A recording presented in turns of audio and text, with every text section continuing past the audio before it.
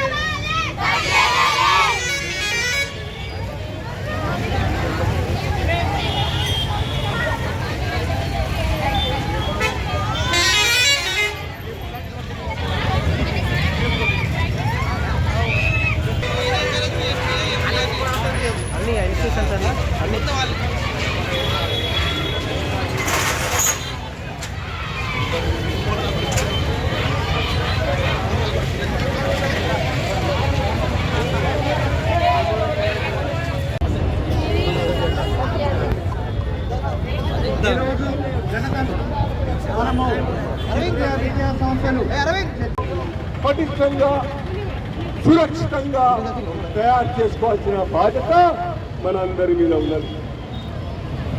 మోదీ గారు కేవలం ప్రభుత్వంతోనే సాధ్యం కాదని పదే పదే చెప్తా ఉన్నారు. దేశ పౌరులందరూ కూడా ఈ ఆలోచనకు మీరు పదుపు పెట్టి ఆచరణ కోసం సహకరించండి. తద్వారా ప్రపంచంలో భారత్ నంబర్ 1 స్థాయికి ఎక్కేటువంటి అవకాశం ఉన్నది. కాబట్టి మిత్రులారా, ఈ యొక్క పరిస్థితిలో మనమంతా కూడా నిన్నటి భారత్ కాదు, ఈరోజు కాశ్మీర్ నుంచి కన్యాకుమారి వరకు సురక్షితంగా భద్రంగా ఈ దేశాన్ని పరిపాలిస్తారు. రాజ్యాంగ విలువలు, ఫండమెంటల్ రైట్స్, ఫండమెంటల్ డ్యూటీస్ ఇవన్నీ కూడా మన రాజ్యాంగ నిర్మాతలు అందించినారు. దాని ప్రకారమే సబ్కా సాత్ సబ్కా వికాస్ తో మరి ముందుకు సాగుతా ఉన్నాం. ఇవాళ భారత్ మన ప్రధాని భారత్ ముందర ఒక లక్ష్యం పెట్టారు. 9 అంశాలు అమలు చేయండి, భారత్ ముందుకు పోతుందని ఒక విషయం ముందర పెట్టారు. భారత్ ప్రతి ఒక్క పౌరుడు ప్రతి ఒక్క నీటి బిందువును సురక్షితంగా వాడి సముద్రం పాలు కాకుండా దాన్ని కాపాడుకోవాల్సిన బాధ్యత మనం ఉన్నది. రెండవది, రైతులు ఎంతో కష్టపడి పండిస్తున్న రైతు ఆ యొక్క విధానంలో ఆర్గానిక్ ఫార్మింగ్ ద్వారా ప్రజల యొక్క ఆరోగ్యానికి మనం బాసటగా నిలబడటం. కెమికల్స్ మందుకొని పంటలు కారణంగా ఆరోగ్యాలన్నీ కూడా క్షీణించి ఆ కుటుంబాలు ఆర్థికంగా దివాలా తీసిన పరిస్థితి ఉన్నాయి. మూడవది, నిన్న మొన్నటి వరకు ఈ భారత్లో మరి కరోనా రావడం కారణంగా డిజిటల్ మార్కెట్ అంతా కూడా అలవాటు. చదువుకునే కాదు, రోడ్డు మీద టీ అమ్ముకునే లేదా రోడ్డు మార్కెట్ లో కూరగాయలు అమ్ముకునే తల్లి కూడా ఆ యూపీఐ కార్డు ద్వారా మార్కెటింగ్, డిజిటల్ మార్కెటింగ్ చేస్తా ఉన్నారు. ఈరోజు క్షత్రియ విద్యా సంస్థల తరఫున ఆర్మూర్ పట్టణంలో తిరంగా యాత్రను నిర్వహించి ఈ యొక్క 75వ గణతంత్ర దినోత్సవాన్ని ఘనంగా నిర్వహించుకోవడం జరిగింది. శ్రీ నరేంద్ర మోదీ గారు ప్రధానిగా ప్రమాణ స్వీకారం చేసిన తర్వాత ఈ దేశం యొక్క రూపురేఖలే మారి యావత్ ప్రపంచమంతా కూడా మోదీ గారిని విశ్వగురువుగా మరి కొలిచేటువంటి పరిస్థితి మరి భారత్ అందరూ కూడా గర్వకారణం. ఇవాళ 5వ అతిపెద్ద ఆర్థిక భారతదేశంగా తయారు చేసినటువంటి మోదీ గారికి ఇంకొక లక్ష్యం ముందర పెట్టడం జరిగింది. మోదీ గారు ఇంకొక 5 సంవత్సరాల్లో మోదీ గారు ఈ దేశాన్ని 3వ అతిపెద్ద ఆర్థిక శక్తిగా తయారు చేయాలనే లక్ష్యంతో మరి ఇవాళ కంకణం.